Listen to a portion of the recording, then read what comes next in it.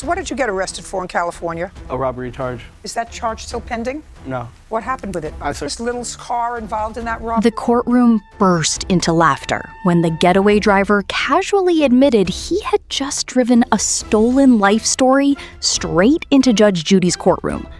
But nobody expected the moment the entire narrative would collapse under one single question. The air inside the courtroom was heavy, almost theatrical. Cameras were rolling, the audience leaned forward, sensing they were about to witness something messy, emotional, and completely unpredictable. At the center of it all stood a young man who looked far too calm for someone facing Judge Judy. That calmness didn't feel confident, it felt rehearsed. The case began with a simple claim: a borrowed car, a trip gone wrong, and a robbery involving a young woman's personal belongings. The defendant admitted he had been arrested in California on robbery charges and had already served jail time. That alone shifted the atmosphere instantly. Judge Judy didn't react emotionally, but her focus sharpened. She had heard thousands of stories like this, and she could tell within seconds when something didn't fully add up. When she asked whether the victim's car was involved, the defendant insisted it wasn't. But then came the contradiction.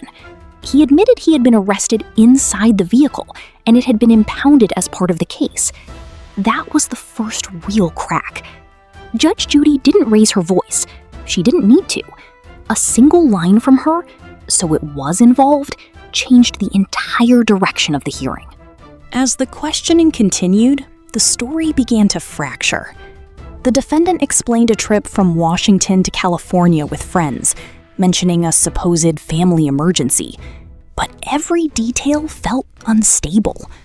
When pressed for specifics, he couldn't explain the emergency, couldn't clearly define the purpose, and kept shifting between versions of events. Judge Judy noticed immediately. To her, rehearsed stories always fell apart in the same way. Slowly, then all at once. The tension grew when the robbery itself was dissected. Multiple people were mentioned, different roles were assigned, and responsibility kept shifting from one person to another. First he was involved, then he wasn't.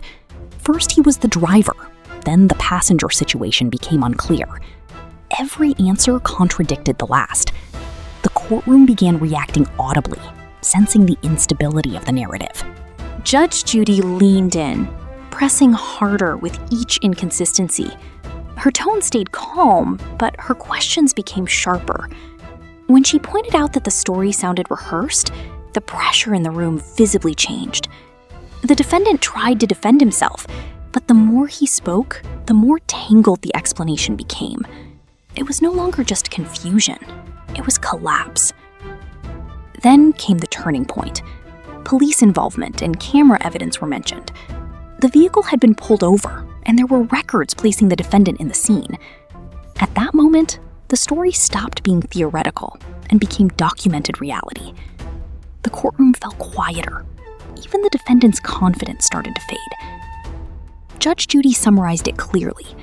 A borrowed car, a cross-state trip, a robbery involving a young woman, and a defendant who could not maintain a consistent version of events. She didn't need dramatic language. The facts themselves were enough. The contradictions had already done the damage. By the end, the energy in the courtroom had completely shifted. There was no laughter anymore, no casual explanations, no confident storytelling. Only silence and consequence.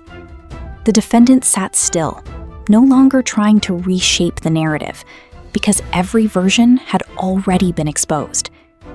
And as Judge Judy delivered her final judgment, the message was unmistakable. Stories might change, excuses might shift, but accountability always stays in the room.